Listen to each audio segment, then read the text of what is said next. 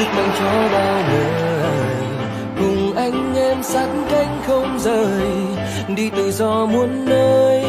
Tôi thấy như đang bừng sáng chiều trái tim Việt Nam.